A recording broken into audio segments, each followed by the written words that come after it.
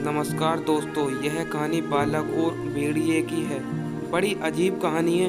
यह एक कोई स्टोरी नहीं है, यह एक रियल कहानी है। कहानी को पूरा देखिएगा एंड पूरा बड़े ध्यान से देखिएगा। एक गांव में एक चारवाहा बालक रहता था। वह रोज अपनी भेड़ों को लेकर जंगल के पास स्थित घास के मैदान में जाता था। वहाँ वह भेड़ों को चरने के लिए छोड़ देता और खुद एक पेड़ के नीचे बैठ उन पर निगाह रखता। उसकी वही दिनचर्या थी। दिन भर पेड़ के नीचे बैठे बैठे उसका समय बड़ी मुश्किल से कटता था। उसे बोरियत महसूस होती थी। वह सोचता था कि काश मेरे जीवन में भी कुछ मज़ा और रोमांचक आ जाए। एक दिन भेड़ों को चरते हुए उसे मजाक सूझा और वह जोर जोर से चिल्लाने लगा, भेड़िया आया, भेड़िया आया। वहाँ से कुछ दूरी पर स्थित खेतों में कुछ किसान काम कर रहे थे। चरवाहा बालक की आवाज़ सुनकर वे अपना काम छोड़ उसकी सहायता के लिए दौड़ चले आए। लेकिन जैसे ही वे उसके पास पहुँचे, वहाँ उसके मार कर हंसने लगा। किसान बहुत गुस्से हुए, उसे डांटा और चेतावनी दी कि आज के बाद ऐसा मजाक मत करना। फिर वे अपने अपने खेतों में काम के लिए लौट गए। चरवाहा बालक को गांव के किसान को भागते हुए अपने पास आते हुए देखने में बड़ा मजा आया।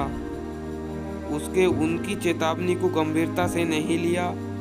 अगले दिन उसने फिर भी मशखबरी सूझ और वह फिर से चिल्लाने लगा, भेड़िया आया, भेड़िया आया, बचाओ बचाओ।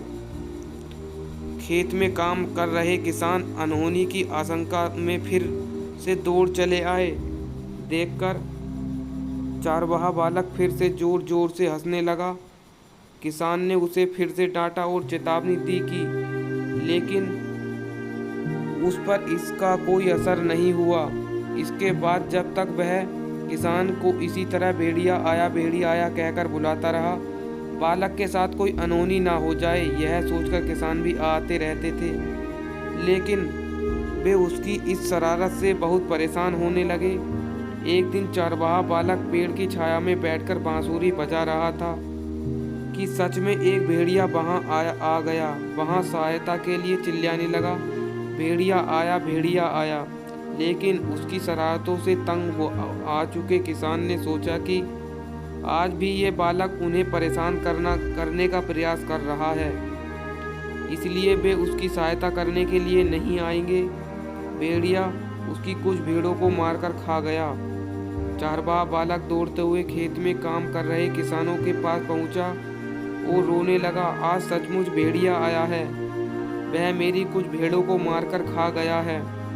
किसान बोले, तुम रोज हमारे साथ शरारत करते हो, हमें लगा कि आज भी तुम इरादा वही है, तुम हमारा भरोसा खो चुके थे, इसलिए हमें भी कोई तुम्हारी मदद के लिए नहीं आया।